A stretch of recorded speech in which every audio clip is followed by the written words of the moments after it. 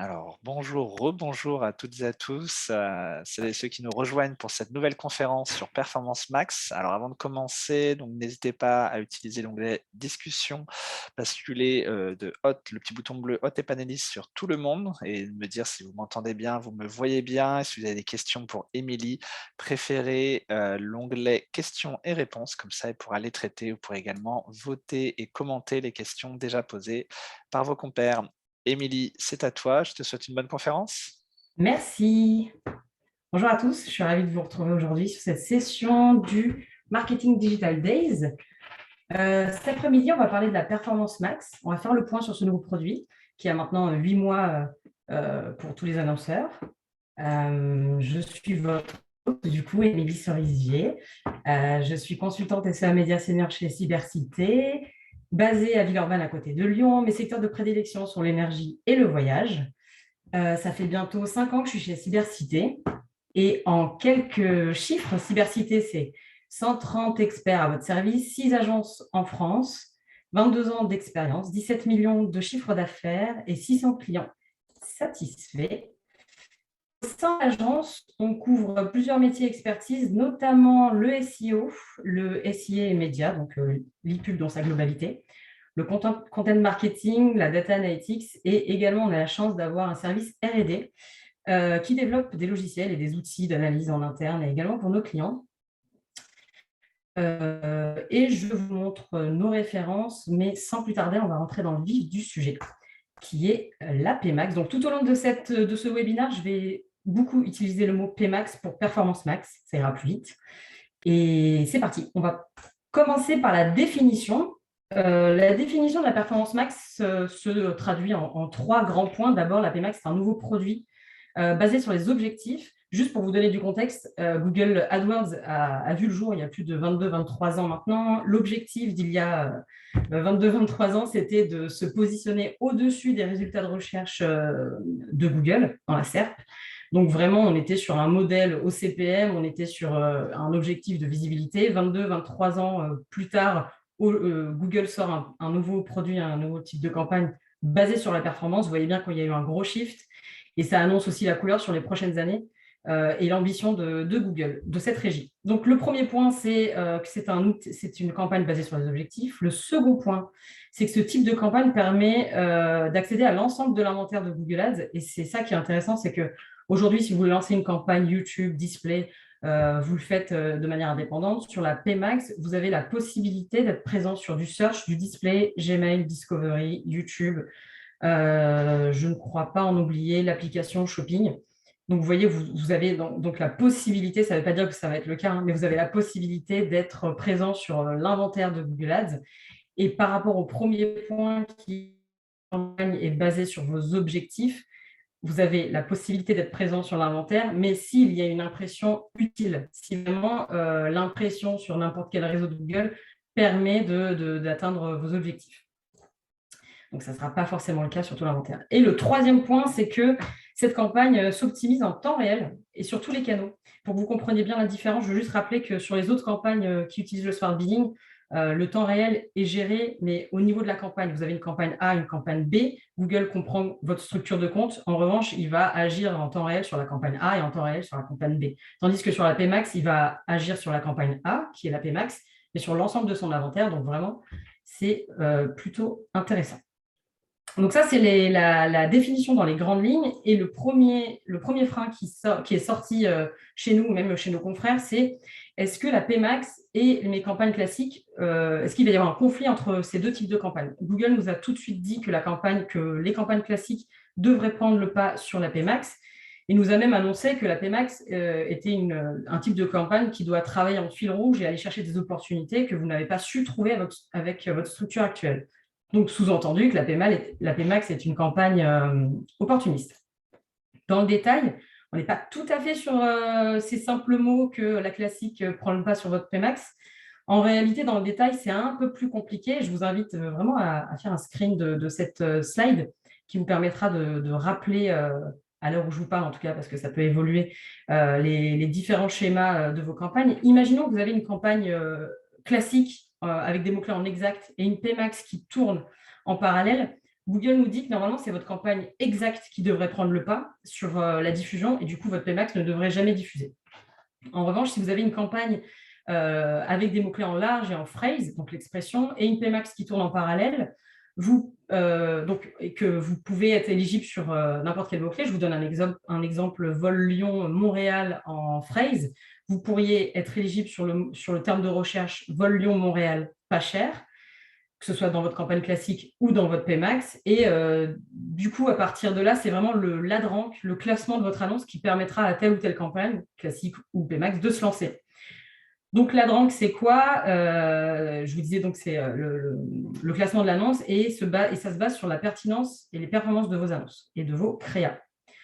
Vous avez ensuite les campagnes Smart Shopping, si vous en souvenez, qui n'existent plus en tant que telles, qui sont maintenant complètement absorbées par la PMax. En revanche, vous pouvez toujours faire une campagne shopping classique, mais aussi vous pouvez toujours faire des campagnes Display Dynamic Remarketing classiques. En revanche, si elles sont diffusées en parallèle de votre PMax, c'est la PMax qui prendra le pas. Et enfin, les campagnes YouTube et Discovery peuvent également tourner avec votre PMax en parallèle. Simplement, c'est vraiment l'adrank qui prendra pas. Donc, vous voyez, ça a l'air un peu binaire. Oui, non, est-ce que je rentre dans les cases ou pas? Sauf que plus on creuse, plus on trouve de nouvelles variables, de nouveaux points qui montrent que la PMax, c'est une campagne opportuniste dans tous les sens du terme, que ce soit parce que ça va chercher de nouvelles opportunités ou parce que tout simplement, on s'est loupé sur quelques trucs sur nos campagnes classiques. Notamment, si on prend l'exemple d'une campagne marque qui, je vous rappelle, reste quand même très importante pour tout annonceur. Campagne marque pour plusieurs raisons. Si vos concurrents sont assez forts sur l'achat des campagnes de tous vos confrères ou même sur votre visibilité, en tout cas, vous avez certainement une campagne marque qui tourne dans vos comptes Google Ads. Si vous avez une PMax qui tourne en parallèle, sur votre mot-clé exact, donc il n'y a pas de souci. En revanche, sur vos mots-clés marque en large ou en phrase, il peut y avoir un souci parce que, comme je vous disais, c'est l'adran qui fait la différence. Moi, sur mes campagnes classiques, on a accès à toutes ces données sur la quality score, sur la pertinence, etc. Sur la PMax, en revanche, on n'a pas accès à tout ça. Donc, on sait où on doit s'améliorer sur nos campagnes classiques. Sur la PMax, non. Donc, on ne saura jamais, même si ces deux types de campagnes sont mis en concurrence, on ne saura jamais qui a le meilleur adrank, à part si on se rend compte que la PMax tourne plus sur votre marque ou autre. Du coup, on vous conseille vivement, dès que vous lancez une PMax, d'exclure votre marque sur la PMax. Comme ça, vous êtes certain de garder le contrôle et la maîtrise de votre budget, de votre visibilité ou autre. Parce que je fais une parenthèse, la PMax va aller chercher, vous allez le voir juste après, va aller chercher de la performance pure. Quand vous avez une campagne marque, souvent, vous allez regarder non seulement les conversions, c'est certain, mais aussi certainement le CPC comme le taux d'impression. On ne veut pas payer trop cher pour notre marque et puis on a envie d'être visible quand même assez souvent si quelqu'un tape notre marque par rapport à nos concurrents. Et ça, par rapport au paramétrage de la PMax, vous n'aurez pas le contrôle ni la maîtrise de ces KPI-là. Voilà pour la campagne marque. Et comme ce n'est pas fini, parce que c'est toujours marrant avec Google, il y a toujours des petites surprises, c'est qu'il existe trois variables, trois moments où la PMax peut quand même prendre le pas sur vos campagnes, même si votre adrank est meilleur. Le premier auquel on pense, c'est le budget limité, parce que imaginons que vous utilisez une stratégie d'enchère automatisée de type TCPA, donc Target CPA, ou Target ROS. À un moment donné, au vu de la méthode de calcul de cette stratégie d'enchère, vous pourriez être en budget limité, ce qui sous-entend qu'à un moment donné de votre journée, vous n'allez plus diffuser. Si vous êtes en budget limité et que, par exemple, à 16 heures, vous ne diffusez plus à cause de ce paramétrage, bien sûr, la PMax, avec son petit chapeau d'opportuniste, va arriver et va diffuser à votre place sur cette partie-là à ce moment précis. Le deuxième point, la deuxième variable, c'est les faibles volumes de recherche. Ça, malheureusement, c'est les règles du jeu de Google.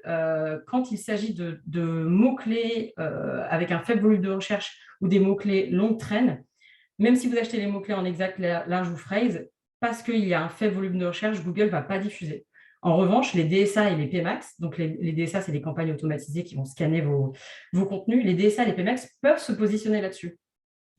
C'est un peu dommage. Donc ça, c'est le deuxième point. Et le troisième point, c'est si jamais vos créas ou vos LP sont refusés pour X ou Y raison, notamment une 404, votre campagne, donc, vos annonces vont être refusées sur vos campagnes classiques. Par contre, votre PMax, elle a la possibilité d'aller chercher une autre LP qui, elle, n'est pas en 404, qui répond parfaitement à la requête ou à l'encart publicitaire qui est poussé et au ciblage. Et du coup, votre PMax pourrait prendre le pas sur cette thématique par rapport à vos campagnes classiques. Voilà pour cette partie-là de diffusion entre les deux types de campagnes. Et au-delà de ça, la PMax a pas mal bouleversé notre façon de construire nos pubs. Et je vais vous montrer pourquoi. D'abord, avant 2022, quand on recevait un brief client ou annonceur, on regardait le budget, l'objectif, la concurrence, on faisait un benchmark, etc. À partir de ce brief média, on en sortait une structure. Là, on est sur Google, donc une structure sur Google, que ce soit du search, du shopping ou les autres types de campagnes, et on avait une approche différente. Sur le search, quand on reçoit un brief média, on a vraiment cette approche sémantique. On va vraiment penser notre structure de manière textuelle. On va acheter du mot-clé. L'internaute est en recherche directe, donc il faut qu'on réponde directement à sa recherche par une annonce précise. Donc la construction de notre structure va être sur du champ sémantique, on va rajouter des couches d'audience, d'automation et de types de mots-clés de match tag, donc notamment large, pour donner des couches des matières, une matière à Google Ads pour aller comprendre l'intention qu'il y a derrière une recherche. Donc vraiment pour le search, on est sur une structure sémantique. Sur le shopping, il y a plusieurs types de structures sur lesquelles on pourrait se lancer, mais souvent, c'est soit du volume de vente, on va faire une structure basée sur les volumes de vente, soit sur le ROS global, ou parfois même, on va driver notre structure par marge. On va y ajouter également une couche d'audience et d'automatisation pour, pareil, donner de la matière, donner un peu plus de contexte à l'IA, parce que, pareil, le shopping répond à une requête directe. Et pour les autres types de campagnes, donc à savoir Discovery, Display, application YouTube, on est plutôt sur un type de structure en ciblage, c'est-à-dire qu'on va aller chercher des personnes en recherche directe de votre produit, donc de lead market. On va aller chercher des gens qui connaissent votre site, dont du remarketing, ou des gens qui consomment Internet de telle ou telle façon, donc sur des ciblages de type affinitaire. Pareil, on va rajouter une couche d'automation pour donner de la matière et aller chercher des impressions utiles. Donc, vous voyez, on est juste avant qu'il y ait la PMax, on était vraiment sur une approche sémantique et un ciblage auprès des audiences. Donc, on se mettait dans la peau de l'internaute, tandis que maintenant qu'il y a la PMax, on ne se met plus trop dans la peau de l'internaute, en tout cas pas tout de suite, on se met plutôt dans la peau de l'annonceur. Tout de suite, on pense à l'objectif. On va construire notre campagne sur un objectif, et c'est d'ailleurs la première étape. On choisit un objectif, et ensuite, on choisit un signal d'audience. Je veux juste faire un point sur les signaux d'audience. Vous voyez, sur les autres types de campagnes, on va rajouter des couches d'audience qui signifient que soit on va cibler exclusivement ces audiences-là, soit qu'on donne de la matière à Google pour que éventuellement il aille cibler ces audiences s'il y a une opportunité. Sur la PMax, quand on parle de signal d'audience, cela veut dire qu'on va juste simplement donner des informations, donc des signaux à Google, des signaux à suivre et à imprégner. Et Google va optimiser sur ces signaux. Donc, on n'est vraiment plus sur un ciblage par audience, réellement, mais un signal sur lequel Google va optimiser. Et ça, c'est tout à fait totalement différent dans notre manière de penser la pub. Voilà les grandes différences entre les campagnes classiques et les campagnes PMax. Et maintenant qu'on a les différentes structures, j'aimerais juste rappeler 3 points à regarder donc, tout au long de votre diffusion de votre PMax. Le premier point, c'est la conversion client. La PMax va aller chercher à atteindre vos objectifs sur tout l'inventaire Google Ads. Donc, c'est super intéressant de se dire, pour X ou Y raison, je n'ai pas de possibilité de diffuser sur YouTube. En revanche, en lançant ma PMax, et du coup, je n'ai pas peur, entre guillemets, de lancer ma PMax qui va se baser sur mon objectif. Si je diffuse sur YouTube, c'est que derrière, il y a eu une raison valable. Donc ça, c'est le premier point. Ça permet aussi de lâcher prise sur l'inventaire parce qu'encore une fois, on est basé sur un objectif. Le second point, c'est les nouveaux clients. La PMax va s'efforcer d'aller chercher de nouveaux clients, de nouvelles audiences auxquelles vous n'auriez pas pensé. Parce que quand on pense à nos structures search et shopping, comme je vous le disais tout à l'heure, on fait une réponse directe à quelqu'un qui est en recherche active. Par contre, sur tout ce qui est l'autre partie de l'inventaire de Google Ads, on va aller chercher des personnes qui ne sont peut-être pas en recherche active et qui ne l'ont pas exprimé clairement dans leur recherche. Donc, on va aller les chercher avec un dispositif display, YouTube, etc. Avec la PMax, c'est le même cas, sauf que Google aura compris, l'IA aura compris qu'importe l'emplacement dans l'inventaire, que les signaux sont forts pour faire une conversion et que même si la personne n'a pas exprimé clairement son besoin, on pourra quand même détecter que ça peut être un nouveau client potentiel et c'est l'objectif du coup de l'APA, de l'APMax, pardon. Et le troisième point que je voulais aborder, c'est les aperçus marché. Vous avez accès à des insights qui sont ultra intéressants sur l'APMax, auxquels on n'avait pas accès en début d'année, qui mettent en avant donc, les tendances de recherche qui sont mis à jour en quasi réel. Donc, c'est ultra intéressant de voir que tout au long du cycle du Customer Journey, vous avez des termes de recherche qui sont différents. Je pense à une saisonnalité, par exemple, dans le voyage ou qu'importe, hein, si le panier moyen et le temps de décision est extrêmement long, vous verrez qu'il y a un moment donné par saison où il y a des recherches informationnelles ou des recherches un peu plus transactionnelles. Donc, pour rester dans le voyage, on pourra voir avec la PMax qu'il y a des pics d'opportunités sur tout ce qui est, je ne sais pas, où partir en octobre, ou partir en novembre, qui vont forcément convertir à un moment donné, parce que je rappelle que la PMax est basée sur des objectifs et que les signaux qu'elle aura compris sont pris en compte pour pousser des campagnes uniquement s'il y aura de la conversion. Donc, beaucoup de si, beaucoup de variables à prendre en compte. Donc, c'est intéressant de garder un œil sur les insights pour, comme je vous disais, regarder l'évolution des termes de recherche. Comme ça, vous pouvez aussi vous l'imprégner pour vos futures campagnes. Et puis même le wording, si on voit qu'effectivement, on est vraiment sur une approche informationnelle pendant cette saison-là de fin d'année, dans ce cas-là, vous pourriez peut-être sur vos autres campagnes, que ce soit dans l'environnement Google ou dans toute autre régie, envisager de pousser ce type de mots ou d'approche pour de meilleurs CTR, de meilleurs taux de conversion. Donc, il y a beaucoup de choses à apprendre de la PMax. Qui peut... Alors, il semble que la PMax soit un type de campagne pour certains annonceurs, selon Google. Donc, seuls 3 objectifs permettent d'ouvrir à la PMax. Le premier, c'est la vente. Le second, c'est le prospect. Et le troisième, c'est les promotions et visites en magasin. Les autres types d'objectifs qui sont actuellement sur l'écran ne permettent pas d'ouvrir à la PMax parce que je pense qu'elle porte bien son nom. On est vraiment sur de la performance et non pas de l'awareness ou de la considération.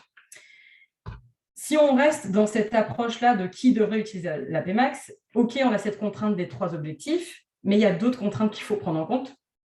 D'abord, il faut se dire qu'il y a 15 jours pour sortir de la phase d'apprentissage à partir du moment où vous lancez la PMax et qu'il faut 6 semaines pour avoir suffisamment de données. En réalité, nous, effectivement, on attend 3, en fonction des volumes, bien entendu, hein, on attend 15 jours et 3 semaines avant de se rendre compte des tendances, mais on peut avoir des volumes assez intéressants rapidement et faire la différence avec les autres campagnes. En tout cas, gardez bien en tête cette phase d'apprentissage, pas de changement lourd les 15 premiers jours de lancement, parce que ça serait contre-productif pour tout le monde. Le premier point, du coup, pour savoir si vous êtes prêt à lancer la PMax, c'est le budget. Alors, imaginons que vous avez un plan média déjà bien établi avec vos budgets par campagne et par régie. Et là, vous me dites, bon, la PMax, ça a l'air plutôt intéressant, j'aimerais bien la lancer. Est-ce que je dois débloquer une enveloppe budgétaire supplémentaire? Le premier truc que nous, on vous dirait chez Cybercité, c'est, alors, attendez, on va regarder l'ensemble de votre compte Google Ads, mais aussi l'ensemble de votre plan média, parce que le premier truc qu'on doit se demander, c'est est-ce que vous avez atteint un certain palier, un certain plafond de verre?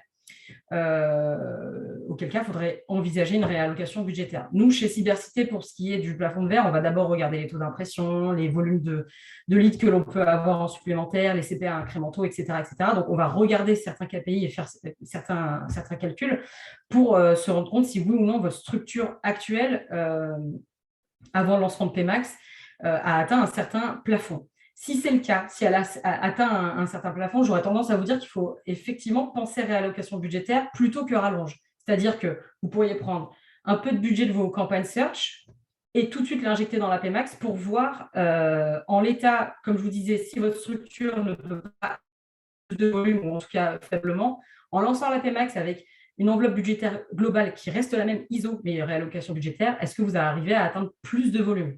Donc ça, c'est super intéressant. Dans le cas inverse, si la PMax n'a pas atteint, votre structure de compte n'a pas atteint un plafond de verre, vous pourriez, avant de demander une enveloppe budgétaire supplémentaire, regarder votre plan média dans sa globalité. Est-ce que vous ne pourriez pas tester de prendre un peu de budget de telle ou telle régie pour lancer la Pmax et se rendre compte si oui ou non c'est une bonne idée. Ce que Google recommande, c'est de lancer une Pmax avec 10 cas par mois. Alors, nous, on a réussi à lancer des campagnes avec 30 € par jour et avoir des résultats très intéressants. Donc, vraiment, à mon sens, tout est possible tant que on répond à certaines conditions qu'on va voir juste après. Mais en tout cas, voilà, cette question de budget, je pense qu'il faut vraiment se poser avant de se demander si on va chercher une rallonge budgétaire. Et d'ailleurs, si vous avez déjà un compte Google Ads existant et que vous ne savez pas combien il faut mettre sur la Pmax dès le début, je vous encourage à regarder votre top campagne, le budget par jour qui est fait sur cette top campagne et attribuer quasiment ce même budget sur la Pmax au début. Et dernier conseil sur le budget, il est préférable de lancer une campagne avec la vision de se dire au pire, j'augmente mon budget parce que la campagne m'intéresse, plutôt que se dire j'y vais fort et je réduis. Mais vraiment pensez à vous dire qu'on travaille avec un algorithme qui n'aime pas trop être bridé. Et gardez aussi en tête qu'on n'est pas sur un type de campagne, mais on est sur tout l'inventaire. Donc vraiment, si vous bridez par le budget, malheureusement, ça sera contre-productif pour tout le monde. Voilà pour cette grosse partie du budget. Je pense que vous l'avez compris, c'est finalement ouvert à tous, mais de manière intelligente. Le second point, c'est la conversion. Donc, bien entendu, celui qui veut lancer une Pmax doit bien traquer ses conversions et surtout traquer intelligemment dans les règles du jeu. Donc ça, c'est un autre sujet vaste, la RGPD. Je ne vais pas rentrer dans les détails. Mais en tout cas, vous devez vraiment penser à vos conversions et bien les traquer. Si on regarde juste la définition que je vous ai donnée de la Pmax, on est vraiment sur la performance et du coup, seules les personnes qui ont des conversions lead ou visite magasin peuvent faire de la Pmax. En réalité, ce n'est pas tout à fait le cas. On peut absolument envisager la Pmax pour des personnes qui sont en stratégie d'inbound marketing. Vous pourriez du coup récolter une base de données assez conséquente et intéressante pour laquelle vous iriez ensuite faire du lead nurturing et du marketing automation. Enfin, on peut tout à fait envisager d'utiliser la Pmax dans cette condition-là. Gardez juste en tête que c'est un travail le lead nurturing, c'est un travail sur le long terme et ça ne sert à rien de s'engager à faire ce genre de choses si derrière on n'est pas réactif dans le rappel auprès de ses prospects tièdes chauds.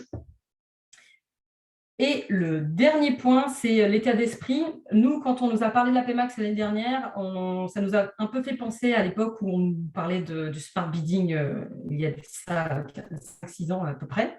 On se disait que voilà, on était obligé de complètement lâcher prise et que notre métier allait complètement changer pour finalement peut-être plus rien faire. En réalité, depuis qu'il y a eu le smart bidding, notre métier a effectivement plutôt changé énormément. On est plus sur une approche de consulting. Mais du coup, on a tout autant de travail et ça va être la même chose sur la Pmax. Donc, on le sait qu'on est au début des apprentissages. D'ailleurs, même Google a fait tellement évoluer son produit depuis le lancement, l'ouverture auprès de tous les annonceurs en janvier, qu'on sent que tout le monde se cherche un peu sur ce produit et que ça va continuer à évoluer. Voilà pour la structure et la définition. Maintenant, je vais vous montrer exactement ce dont vous avez besoin pour lancer votre Pmax. Le premier point, c'est d'abord votre suite conversion exclusivement via le tag Google Ads. Donc, il est possible de faire remonter vos conversions via Analytics ou GA4, mais pour lancer la Pmax, il faut que ça soit exclusivement via le tag Google Ads. Le second point, c'est qu'il va falloir créer et organiser vos actions de conversion de manière précise. Je vais revenir sur ce point juste après. Et le dernier point, c'est de créer vos audiences. Très, très important parce que, souvenez-vous, les signaux d'audience. Il faudra donc créer vos audiences de remarketing, mais aussi uploader votre base de données. Je pense que c'est le plus important sur les signaux d'audience, c'est votre base de données. Si on regarde en détail les actions de conversion, à partir du moment où vous allez créer vos conversion via le tag Google, vous aurez le choix de ranger, on va dire, ces actions de conversion dans achat, ajout de panier, autres contacts, etc. Donc ça, c'est les actions de conversion qui sont prédéfinies par Google Ads. Je vous invite vivement à bien les ranger et à bien suivre chaque étape qui sont présentées sur les actions de conversion, parce qu'à partir du moment où vous allez lancer votre Pmax, je vous rappelle, c'est un objectif. Si vous mettez dans achat, l'achat, effectivement, l'ajout au panier ou d'autres choses, ça va un peu brouiller la machine, ça va servir à rien. Donc, c'est vraiment le premier pas, c'est la conversion, c'est le tracking et c'est voilà, de commencer comme il se faut et dans les règles de l'art. Ça, c'est pour la partie tracking. Pour la partie créa, je vous fais un rapide topo de ce dont vous aurez besoin. Donc, vous pouvez mettre jusqu'à 15 images. Nous, on vous conseille vivement d'en mettre au moins 7. En réalité, si on pouvait en mettre 15, c'est très bien. Par rapport au type de créa, de contenu à mettre en avant, on vous invite à vraiment tout tester. Que ce soit une mise en avant de votre produit, une mise en avant de votre produit mise en scène avec des personnes autour ou que sais-je, et une mise en avant aussi de votre, un peu plus générique de vous par rapport au marché, si votre verticale le permet. Donc ça, c'est pour les images. Vraiment tester différentes approches. Prenez pas 10 images qui représentent le même produit, mais avec une couleur différente. Ça ne sert strictement à rien. Il faut vraiment... je vous rappelle qu'on travaille avec un algorithme et que la variété est clé et vraiment très importante sur ce type de produit. Pareil pour les vidéos, vous pouvez aller jusqu'à 5 vidéos. Il vous en faut au moins une. En tout cas, Google Ads pourra en créer une à partir de vos images. Donc pareil, pensez bien à diversifier vos assets. En ce qui concerne la partie textuelle, vous allez avoir 5 titres, 5 titres longs et 5 descriptions. Pareil, on vous encourage vivement à remplir l'ensemble de ces titres et descriptions, toujours dans cette optique de variété pour l'algorithme. Au niveau des extensions, vous avez accès à l'ensemble des extensions sur Google Ads, qui sont présentes sur Google Ads. Pardon. Sachez juste que vous ne pourrez pas faire des extensions uniquement sur cette campagne, vous serez obligé de faire des extensions au niveau du compte. Donc, pensez bien à toutes vos extensions que vous avez pu faire au niveau du compte, qui sont peut-être des extensions au niveau de compte prévues pour un produit en particulier. Voilà, revoyez bien toute votre structure de compte avant de lancer votre PMax. Pour nos conseils, nous, on a fait quelques tests dernièrement et je pense que ça va bien vous aider pour les personnes qui sont en plein dans le jus pour Black Friday et Noël. Si vous avez des offres promo ou que vous avez souvent des OP, nous, on vous conseille vivement d'utiliser les extensions d'annonces au niveau des comptes pour pousser votre OP, de faire un complément dédié sur la PMax avec vos assets et vos wordings sur ces OP-là et de modifier vos annonces Search Display Discovery YouTube donc en classique avec ces OP. C'est ce qui fonctionne le mieux, c'est ce qu'on a pu constater dernièrement. On vous conseille également de toujours vous assurer que l'efficacité de votre annonce est au moins bonne. Je vous ai fait un screen en haut à droite de ce à quoi on a accès sur l'efficacité de l'annonce. Si vous avez une efficacité de l'annonce entre insuffisant et moyenne, pareil, on vous invite vivement à revoir ça et à corriger ça. Mettez-vous, il faut que vraiment tout ce qui est partie textuelle et partie asset, on va dire créa, image et vidéo, doivent répondre de manière générique finalement à votre objectif. Pensez bien à votre objectif. Pensez pas à votre cible, pensez à l'objectif. Vous êtes sur un objectif de vente, c'est l'IA qui va aller chercher le ciblage. Donc, c'est un peu le mindset qu'il faut avoir. Comme je vous disais tout à l'heure, je vous invite vivement à aller tout le temps regarder vos insights en bas à droite, ça ressemble à peu près à ça. Vous pourrez voir du coup une évolution des volumes de recherche, mais aussi une évolution de vos conversions sur ces termes de recherche. Et ce qui est intéressant, c'est que Google va catégoriser la recherche par type. Donc, va faire des catégories, on peut appeler ça des thématiques sémantiques. Et pareil, ça peut vivement vous aider sur votre structure search. Et le dernier point, c'est d'importer vos données en ligne. Je ne le répéterai jamais assez. L'IA a besoin d'infos. Et effectivement, si on arrive, surtout pour les sites générateurs de leads, si on arrive à faire du lead, mais que derrière la transfo est compliquée, si on ne donne pas cette info à Google Ads, on reste contre-productif. Donc, n'hésitez pas à importer vos données en ligne. On a fait le point sur les structures, sur la définition, etc. Maintenant, on va rapidement faire un résumé de ce que nous, chez Cybercia, on trouve très intéressant sur ce nouveau produit. D'abord, la rapidité de création. Quand on compare ça à du search ou du display ou autre, c'est vrai qu'en quelques clics, finalement, une fois qu'on a bien rassemblé, bien sûr, les assets et qu'on s'est bien occupé du tracking, c'est plutôt rapide à mettre en place. Donc ça, c'est très intéressant. On a de bons résultats assez rapidement. Et ça, pareil, ça a été une surprise pour nous dès le début. on a un algorithme au max de sa possibilité. Je vous rappelle qu'on est sur tout l'inventaire de Google Ads, que les chemins entre tel et tel produit se font au sein même de la PMax. Et du coup, on est au maximum de ce qu'on peut attendre et du smart bidding et de l'automatisation des campagnes sur Google Ads. Et le dernier point qui est vraiment intéressant, c'est de trouver de nouvelles opportunités. C'est très dur pour nous d'aller constamment se renouveler sur quel terme de recherche je dois aller chercher, quel nouveau mot-clé je pourrais utiliser, quel nouveau ciblage fonctionne. Alors que là, avec la PMax, qui va chercher en temps réel à atteindre l'objectif que vous avez fixé, pourra vous sortir les audiences qui fonctionnent le mieux et les termes de recherche qui fonctionnent le mieux à l'instant T. Ce qui est négatif et compliqué pour nous avec la PMax aujourd'hui, c'est que les optimisations, elles existent, mais elles sont peu ou pas claires. Le seul truc qui revient forcément, c'est les assets et les créas. On a la main là-dessus et le budget. Mais le budget, comme je vous disais tout à l'heure, vaut mieux l'ouvrir que le fermer. Donc, on est sur des optimisations un peu bridées pour la simple et bonne raison qu'on doit malheureusement, pour l'instant, laisser faire la PMax.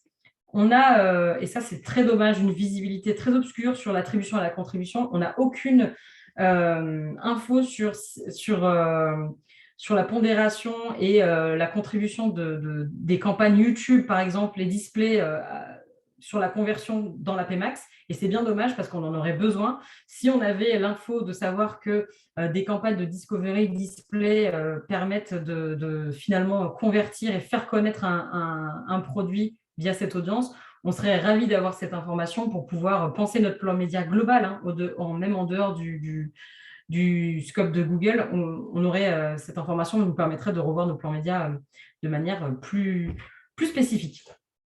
Ce qui est dommage aussi pour nous, en tout cas en tant qu'agence, puisqu'on utilise Google Editor assez souvent, c'est que Google Editor sur la PMax est utilisable, mais de manière compliquée et fastidieuse. Donc, bon, Google Editor est pour l'instant mis de côté pour la PMax, même si c'est faisable. Je pense qu'ils vont changer ça chez Google, ils vont rendre ça plus simple. Et enfin, c'est le peu de contrôle sur la PMax et par rapport au compte, ce que je vous disais tout à l'heure sur la définition, c'est qu'on est vraiment frustré de se dire on connaît les règles du jeu. Normalement, ma campagne en exact va prendre le pas sur ma PMax. En revanche, si telle ou telle variable que je vous ai citée tout à l'heure arrive, eh ben, c'est la PMax qui va prendre le pas.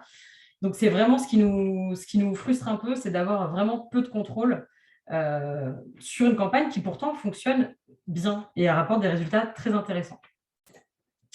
Donc, nos conseils, c'est d'abord de multiplier vos assets groupes plutôt que de multiplier vos nombres de campagnes. Ça ne sert à rien puisque, je vous rappelle, Google travaille en silo au sein même de ses campagnes. Il comprend l'ensemble du compte, mais il ne comprend pas comment travailler entre une campagne A et une campagne B. Donc, restez au sein même gardez une seule et même PMax. Comme ça, en plus, on ne dilue pas le budget.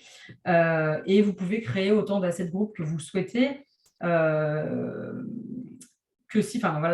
une logique quand même, dans une logique rentabilité. Utiliser les rapports Insight Reco, donc ça, je l'ai dit tout au long du webinaire, c'est vraiment on a beaucoup d'enseignements. Si on est frustré d'avoir peu d'optimisation, en revanche, on a quand même accès à pas mal d'enseignements sur la PMax, donc n'hésitez pas à aller consulter ça assez souvent. D'ailleurs, je parle positivement de la PMax sur les Insights et Reco, mais parfois on a de mauvaises surprises, par exemple la mauvaise compréhension du positionnement. Imaginez, vous vendez des fontaines à eau pour les pros. Google comprend que les fontaines à eau, c'est comme une fontaine à eau de la fontaine de Trévi et pourrait malheureusement vous diffuser là-dessus. Donc, n'hésitez pas à Donc, c'est un champ sémantique auquel on ne pense peut-être pas, parce que pour nous, c'est peut-être précis qu'il s'agit bien d'une fontaine à eau pour le B2B. Du coup, n'hésitez pas à regarder les insights. Vous pourriez avoir de bonnes comme de mauvaises surprises. Si vous avez des mauvaises surprises, vous êtes en mesure d'exclure des mots-clés, mais aussi d'exclure des emplacements. Alors, uniquement pour le display, on ne peut pas exclure des types de produits Google, on ne peut pas exclure la diffusion sur le display, par exemple. Donc voilà sur les rapports et les insights. Le troisième point, c'est créer des rapports personnalisés parce que pour l'instant, on n'a pas accès à beaucoup de KPI sur la PMax. En revanche, si vous créez des rapports personnalisés sur vos URL ou vos catégories de produits, vous aurez accès à tous les KPI dont vous allez avoir besoin, que ce soit le CTR, taux de conversion, etc. Donc, utilisez beaucoup les rapports personnalisés pour ça, ça peut vachement vous aider. Et enfin, le dernier point, c'est optimiser le tracking. Vous le savez sans doute, la RGPD a affecté tout le monde. Google, d'ailleurs, a mis en place 2 nouvelles fonctionnalités pour pallier à la perte de données, donc le consent mode et le hands conversion, qui sont vivement recommandées. Ces 2 fonctionnalités, on vous encourage vivement à les mettre en place à partir du moment où vous lancez une PMax. Comme ça, l'algorithme pourra modéliser de possibles conversions qu'il n'a pas modélisées côté régie, mais qui sont réelles côté CRM, et il pourra avancer en ce sens. Et le dernier conseil, c'est tester, parce que nous, on est en apprentissage en tant que publicitaire, mais Google fait évoluer son produit. Il y a de nouvelles fonctionnalités. Encore hier est sorti de nouvelles extensions sur Google Ads, donc il faut absolument qu'on teste et ne pas se baser sur ce que nous dit Google. Webinaire, je vous propose, vous pouvez retrouver toutes nos publications, nos livres blancs et magazines directement sur notre site. Si vous avez des questions auxquelles on n'a pas pu répondre dans le chat, vous pouvez tout à fait nous contacter à l'adresse suivante, donc contact@cybercité.fr. Et je vous remercie pour votre participation. Je vous souhaite une bonne fin de journée et bonne continuation pour ceux qui se connectent au prochain webinaire sur YouTube. Merci à tous. Eh bien, merci Émilie. Donc, rendez-vous dans 7 minutes pour le prochain webinaire. Vous avez une petite pause café. À tout de suite.